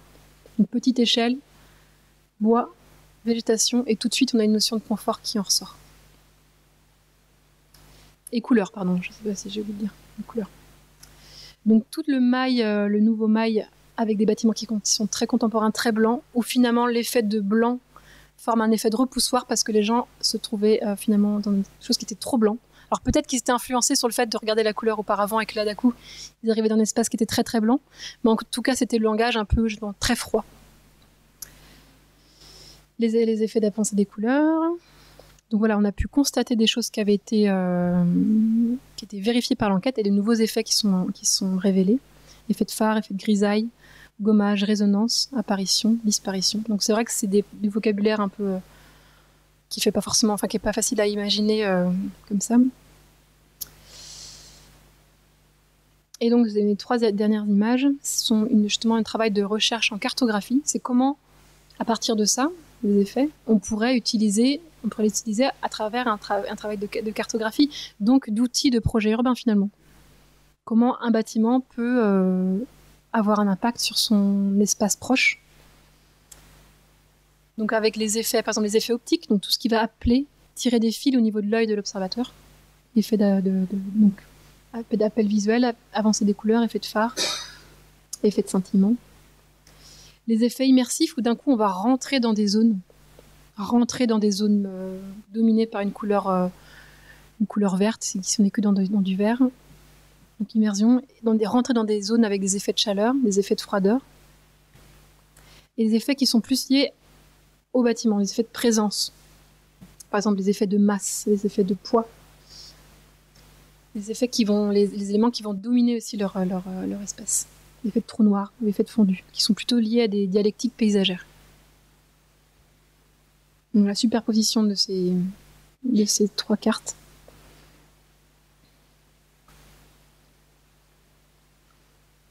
Donc voilà, c'était aussi faire la comparaison entre justement toute l'approche historique, qui était plutôt liée sur la couleur du matériau, l'échantillon, le contexte proche, et parce que finalement c'est l'architecture contemporaine, mais en fait les effets de chaleur, les effets d'appel visuel, c'est des choses qu'on peut très bien appliquer à des centres anciens.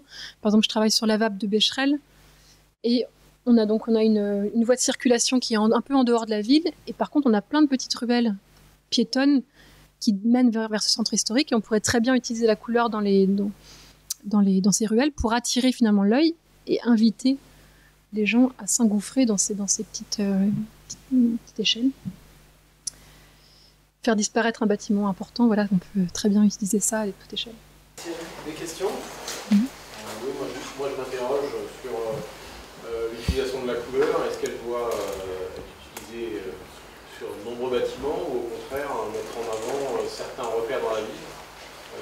Est-ce que dans la réflexion de l'harmonie, est-ce qu'on cherche à... Parce que dans votre discours, il y a soit je relève la charte chromatique et je l'anime, mais en gardant quelque chose d'assez fondu dans la première partie de votre exposé, puis dans la seconde partie, au contraire, c'est la mise en avant d'un jeu architectural où chacun il va de son identité, et chaque architecte dit moi je veux dire plus que les autres, donc je mets une couleur. Est-ce qu'à la fin, la cacophonie dont vous parlez, est-ce qu'elle est justifiée? De tout temps, il y a des bâtiments qui sont des marqueurs, qui sont des phares, qui représentent une école un peu colorée, c'est des codes, puis des institutions, le palais de justice de Nantes, très noir, très sévère, qui communique par rapport à sa fonction, donc qui a un dialogue et qui a une relation entre la fonction de l'équipement ou de certains bâtiments. Aujourd'hui, considérer que tous les bâtiments de la ville doivent être colorés, faire des flashs et animés, au bout d'un moment, ça va être fatigant. Donc il faut trouver le juste milieu quand même. Et là, dans votre exposé, je trouve qu'on n'arrive pas à sentir. Vous avez décrit les méthodes d'analyse, mais finalement, sans savoir, et je pense qu'on est quelques-uns ici à se dire, bon, c'est très bien, on a compris l'analyse, mais comment on utilise ça et quelles seraient les bonnes tendances ou les bons outils, ou comment approcher ça pour aider à conseiller justement les gens en disant doucement, parce que il y a le quartier de Trente-Mous à Nantes dont vous n'avez pas parlé, où chacun y va de sa petite maison de couleur. C'est amusant, mais s'il y en avait partout dans toutes les villes, est-ce que c'est justifié? On a été amené, nous, en tant qu'architectes, à faire, pour Vendée Logement, je ne vais pas les nommer, la rénovation de 210 maisons sur toute la Vendée. Et cet exercice-là était particulièrement intéressant parce que c'est des maisons, souvent le même modèle, 4 fenêtres, une porte, dans des ensembles peu qualitatifs, grisés, vieillis, jaunis, et on a justement joué sur ce que vous avez montré tout à l'heure, soit essayer de fragmenter un peu ces ensembles qui sont parfois de 15, 20, 30 maisons côte à côte, sans beaucoup de qualité architecturale, mais qui a permis de réanimer, de rafraîchir, de redonner une identité à chacun en disant moi j'habite la maison avec la porte rouge.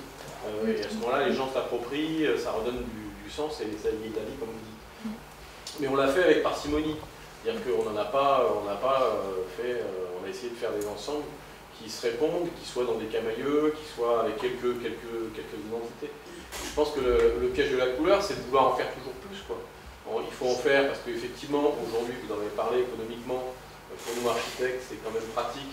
Ça permet à peu de frais, sauf parce que quel que soit le matériau, qu'il soit gris, qu'il soit vert, il va coûter le même prix, d'animer et de faire un rappel ou un éclairage. Mais il faut que ça soit un peu judicieux. Il faut quand même, à mon avis, rester dans la notion de dialogue avec l'environnement, la perception.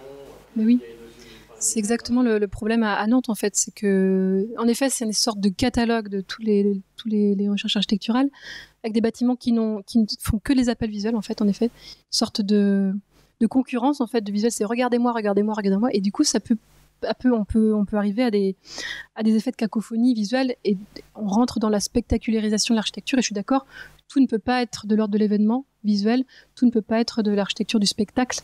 Et justement, c'est un peu ça, un peu le problème de Nantes. C'est d'ailleurs, je pense qu'ils s'en sont rendus compte, parce que la deuxième phase d'aménagement de toute l'île de Nantes, côté le mine, tout ça, on reste que sur du blanc, du gris, des choses très très neutres. Donc il y a finalement une frontière, en fait, dans les discours aussi des aménageurs. Mais là, on est sur en plus des typologies architecturales ou des bâtiments qui sont volumes, sont très très grands.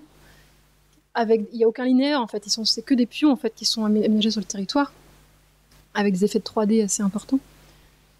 Et oui, ça peut être problématique. Et je pense que finalement, dans l'exemple que vous m'avez montré pour les interventions colorées que vous avez choisies, finalement, on est sur des choses qui relèvent du bon sens, c'est apaisé, et puis peut-être animé sur quelques petits points à l'échelle piétonne, sur les éléments de détail déjà. Oui, ça me paraît important. Oui, parce qu'on a l'échelle lointaine de l'ordre de la perception paysagère, où là, il faut vraiment faire attention sur l'impact que l'on va en avoir. Et par contre, au niveau de l'échelle piétonne, on peut très bien utiliser les portes qui sont vécues finalement que lorsqu'on est devant. On peut très bien se dire qu'on peut les colorer. Ça n'a aucun effet sur l'espace. Pour arriver à cette prescription sur les quartiers neufs, il faut en passer par l'analyse des cœurs de bourg anciens. Je pense que les deux études sont complémentaires. Bien sûr, non. Dans le sens où on ne peut pas avoir l'outil sans analyser ce qui fait l'identité d'un secteur. À l'inverse, l'île de Nantes était un peu un exemple un peu grandiose par rapport à ce qu'on peut voir dans le territoire. Après, c'était un territoire d'expérimentation, je pense aussi. Moi, je le transcrirais un peu sur les nouveaux quartiers qu'on peut avoir aujourd'hui. Dans les règlements de lotissement, il n'y a rien qui guide cette prescription de couleur. Et on retrouve avec chaque habitant qui veut sa boîte rouge et noire, sa toiture noire, sa toiture grise. Et on est un peu dans ce catalogue de matériaux dans les quartiers neufs qu'on peut avoir en Vendée. Vous n'êtes pas un peu dans un phénomène de mode aussi moi aussi, c'est l'impression que ça me donne. Alors, sur les architectes, pour moi, on a l'impression que chaque bâtiment est son objet. Non, pas tous. Non, mais pas tous les bâtiments, c'est pas comme ça. Non, mais je suis. Dans l'exemple de Nantes, chaque bâtiment est quasiment un objet en lui-même, donc quasiment une sculpture. En fait, effectivement, on est quasiment dans du design, en fait. Presque. Enfin, je ne sais pas si vous voyez. Mais, et après, chez les particuliers, nous, on observe, c'est vrai, un phénomène de mode, en fait. Mais pourquoi ça se rend la mode au final? Non, mais c'est jamais irréversible au final. Après, on reprend les 10 ans et on peut changer. Pourquoi justement résister contre la mode? J'ai pas dit que c'était un problème, mais c'est vrai qu'on considère un peu, moi je trouve la maison, un peu comme un objet de déco aussi. Et donc, c'est-à-dire qu'on se dit qu'il faut mieux peindre une façade parce que ça va faire de l'effet, parce que ce que je comprends, et ce que tout le monde a le droit de peindre. Voilà. Mais par contre, on ne va pas forcément mettre des volets, mettre des entourages, en fait, et mettre dans l'architecture en elle-même des volets nature, ou ce qu'on retrouve dans les exemples de villes anciennes que je vous montrais. Et c'est vrai que quand on est après dans une architecture qui est beaucoup plus simple, il n'y a ni visserie pour colorer, il n'y a ni volet pour animer, il n'y a ni entourage pour souligner, ni soubassement pour asseoir la maison. c'est plus difficile. Et donc, je pense qu'effectivement, notamment dans les règlements de lotissement, il faut aussi avoir un conseil pédagogique, à dire que voilà, mettre de la couleur, ça peut être très bien. On a vu des très jolis exemples, mais ça ne sera pas forcément suffisant. Oui, il y a ça, et puis il y a aussi, c'est pas n'importe quelle couleur, parce que entre un rouge et un rouge, entre les gens qui veulent une maison rouge et le rouge qu'ils vont prendre dans le nuancier, il y a un fossé, parce que quand ils arrivent en permanence, ils veulent vraiment une maison rouge. Et leur expliquer que pour avoir un effet de maison rouge, on n'est pas obligé d'avoir le rouge le plus rouge, le rouge Coca-Cola, qu'on peut très bien partir sur un brun, couleur type brique, un peu désaturé, qui a l'air relativement fade finalement dans le nuancier, qui est très très beau. Mais c'est vraiment ce côté pédagogique entre la couleur de l'échantillon et l'effet dans l'environnement. Ça, c'est sacrément important. Et ça, c'est difficile pour vous à montrer en permanence. Ben en fait, ce qui marche bien, c'est leur montrer des photos qu'ils adorent, des maisons, la maison rouge, machin. Bon, avec des bons exemples, et d'aller sur place, de regarder exactement quelle couleur c'est avec l'échantillon. Et là, ils vont se rendre compte que c'est un brun. Ils vont se dire, ah ben c'est bizarre, moi je voyais ça vraiment rouge. Et parce qu'en fait, le rouge le plus rouge va avoir un effet fluorescent. Et donc, couleur d'accord, mais après, il faut doser la couleur qui va être adaptée à l'architecture. Au fait qu'elle vieillisse aux UV, aux intempéries. Est-ce que dans les effets chromatiques, est-ce que vous intégrez la végétation? Elle peut avoir façade végétalisée, oui. Arbre. Façade végétalisée. Eh bien, dans quel objectif, par exemple? Couleur. Couleur. Ouais. C'est vrai, est-ce qu'on prescrit, est-ce qu'on recommande d'avoir des façades plutôt de l'ordre végétal pour un... Par exemple, dans les lotissements, est-ce que il faut intégrer de la végétation plutôt verte, hein? Ouais. Parce que les arbres rouges, sauf en automne, mais est-ce qu'on peut intégrer, par exemple, dans un règlement de lotissement, les effets de la couleur du végétaux? J'ai déjà vu ça, ouais. Des palettes végétales. Mais c'est plutôt sur les directives paysagères, en fait, finalement. En lien avec les paysagistes concepteurs qui peuvent être liés à l'équipe de conception du lotissement. C'est un autre, je pense que c'est un autre métier. C'est un autre métier, mais finalement c'est la couleur. Donc moi je pourrais dire ce serait tel type de beige, tel type de vert, de jaune pour que ça aille avec la palette chromatique. Par contre, je serais incapable de dire quelle plante il faut mettre en face, quoi. Ça change de couleur en plus avec les saisons. Ouais. Plutôt aussi, moi j'imagine bien la chaume par exemple, dans les exemples que vous avez donnés. Hein. Je pense que ce genre de situation portuaire, entre guillemets, ou le long d'une sortie de port, ça pourrait vraiment attirer encore plus le monde et rendre la vie plus heureuse encore. Certainement. Je ne sais pas si vous avez ça en Vendée, si vous avez ce genre d'études par rapport à ce genre de situation. Moi, je travaille pas trop sur le secteur vendéen, mais... Parce que ça, c'est quelque chose que vous avez dit plusieurs fois, c'est triste. Aujourd'hui, c'est triste. Et pour vous, vous avez fait sur les effets un peu sur le corps aussi, et sur l'esprit de la couleur. Pour vous, justement, cette ambiance de port coloré, et tout ça, ça amène en fait de la chaleur pour les habitants. Complètement. Ouais. De la chaleur, une appropriation de l'espace, une fierté d'habiter là, une envie de prendre soin de sa façade, de son quartier, de ses voisins, de son... En fait, c'est une appropriation du confort d'habiter et c'est super. Donc après, forcément, ça mène à des... Parce qu'en tête, on a les maisons portuaires, donc tout le monde a envie d'avoir une maison soit rouge, soit bleue, en gros. Et c'est compliqué après de faire en sorte que tout le monde n'ait pas une maison rouge, parce que ça marche quand il y a des accents et que ce soit un peu dilué dans un ensemble, mais quand tout le monde veut la même chose, c'est très dur en fait. Ouais, je trouve. C'est juste la position de l'intérêt général et de l'intérêt individuel. Et c'est ce que souvent les particuliers oublient, et sans un outil qui s'entend et qui est partagé, et même des conseils, des ateliers, c'est difficilement explicable. Et c'est difficile à mettre en place aussi, parce que les discussions sont très animées et les gens sont très mécontents quand on leur dit qu'il faut avoir une maison rouge vif. Ça nécessite une vue d'ensemble. Ouais. C'est ça. Est-ce que vous... Est-ce que vous avez déjà des retours d'expérience sur la valorisation de façades dans des petits bourgs? Est-ce qu'on peut J'ai peut-être des petites choses. avoir un retour d'expérience Dans des petits bourgs, j'ai Becherel que je pourrais vous montrer. Ça nous intéresse parce qu'on va se lancer avec François, le CAUE et le parc, et madame, je me souviens. Et le parc et la Fondation du patrimoine, on va se lancer dans un projet de valorisation des façades. Et ce qui m'intéresserait, c'est de savoir si on peut avoir des expériences déjà menées, des projets montés et réalisés. Réaliser, il y a pas mal de choses qui sont réalisées, mais pour avoir un effet d'ensemble dans le moment.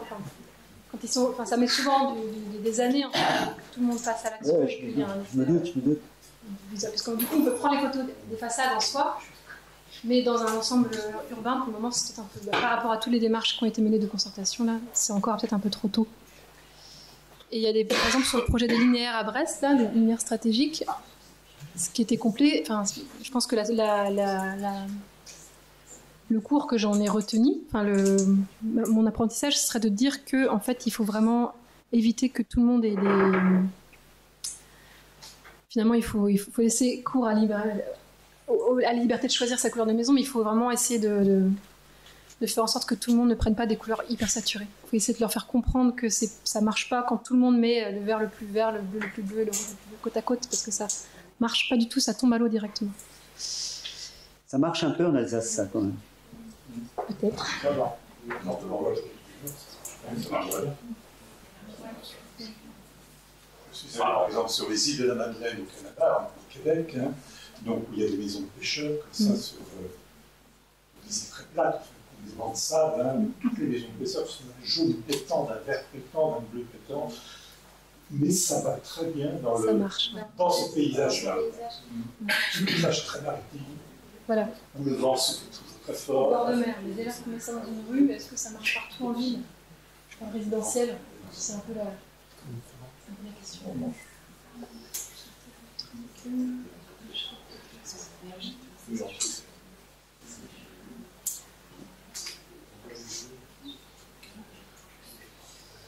Donc c'est pas de l'ordre de la réalisation, puisque c'est de la prescription de.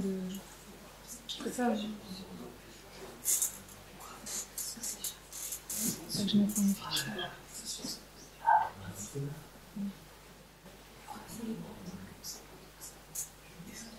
C'est pas de l'affichage. C'est l'affichage de page.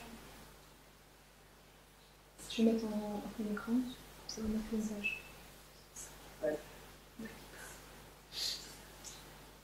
Donc là, en l'occurrence, c'est l'exemple d'un petit bourg où la couleur pourrait facilement transformer, mais vous n'avez pas l'existant, donc ça ne veut pas vous parler forcément.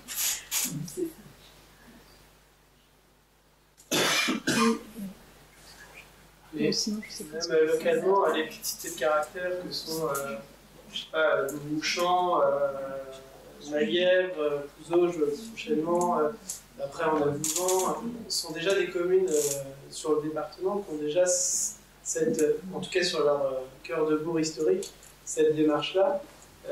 Il y a déjà sans mettre de la couleur du rouge, du bleu, du jaune sur l'enduit, on a bien compris que c'est plus sur les menuiseries, sur les détails de volets préservés, que la couleur elle vient ponctuellement sans être trop agressive. Et c'est des exemples qu'il faut visiter et qui mériteraient, même si on n'a pas tous Vouvant dans les communes, etc., qui peuvent ponctuellement égayer la rue principale historique et faire en sorte que le commerce qui est petit à petit. Hier, j'étais dans une commune, Saint-Ouen, pour ne pas les nommer, ils ont une étude commerce. Il y a quelques commerces, mais il n'y a que 13%. Les commerçants estiment à 13% que leurs devantures commerciales sont moches. Voilà. Et c'est eux qui se font leur autocritique, quoi. Pourtant, la population trouve que le bourg est agréable et parce qu'il y a une qualité de vie associative, etc., qui est là derrière. Donc en fait, finalement, avec des devantures commerciales qui seraient remise au goût du jour, réégayée sans pour autant avoir toutes les enseignes lumineuses, parce qu'il y a aussi la pollution visuelle de l'enseigne, on n'en a pas parlé ce soir, c'était pas l'objet, mais qui est très impactante dans la perception qu'on peut avoir d'un cœur de bourg entre la signalétique routière, la publicité et les enseignes, qu'il faut qu'elles soient la plus grosse que le voisin qu'on aurait vu, on se retrouve avec un joyeux bazar, quoi. Donc en parallèle, même avec une réflexion sur la couleur, il y a la réflexion aussi sur tout ce qui est enseigne et publicité qui est amené de pair pour avoir des façades agréables et cohérentes les unes aux autres, quoi. On a un exemple sur la Sainte-Geneviève, sur les commerces qui ont été repeints et qui donnent vraiment une belle allure. Après, le but non plus n'est pas de tomber dans le pastiche, quoi. Ici, en fait, à Becherel, justement, c'est un tout petit village. Et on a, dans la démarche, il y avait notamment le nuancier du bâtiment, mais le nuancier des enseignes. En fait, ce qui est intéressant, c'est d'associer, bien sûr, l'univers chromatique qu'on va donner aux bâtiments en proposant des teintes un peu plus saturées pour les enseignes. Parce qu'il faut quand même qu'on respecte cette idée de visibilité un peu plus forte que l'habitation. Mais c'est de rester dans une harmonie principale, avec des couleurs qui vont être plus saturées, et en proposant donc des associations adaptées en fait, donc à l'espace, quoi. Mais c'est vrai que les enseignes, c'est un sacré sujet aussi.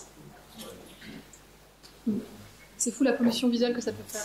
Il peut y avoir un très beau bâtiment, il va être complètement soumis à l'effet visuel du son.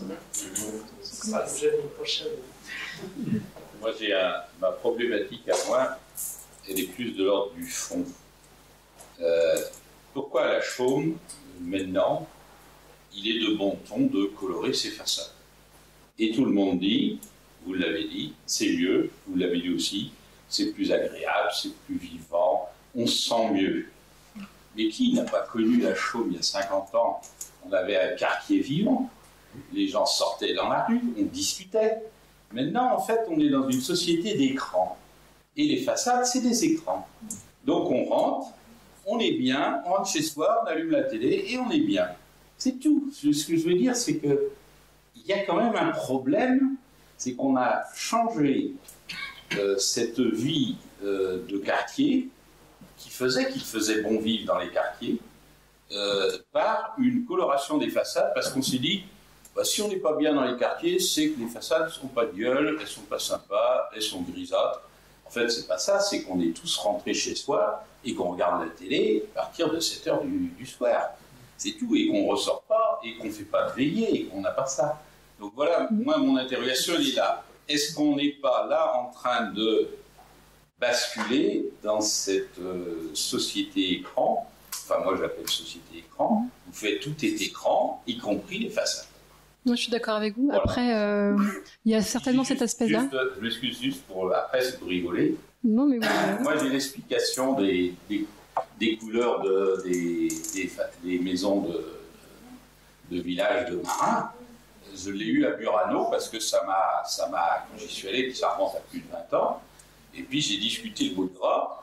Et le gars, je lui ai dit, mais pourquoi, j'avais un traducteur, hein, parce que je parle pas italien, pourquoi les façades, pourquoi vous colorez la façade d'une manière différente de votre voisin?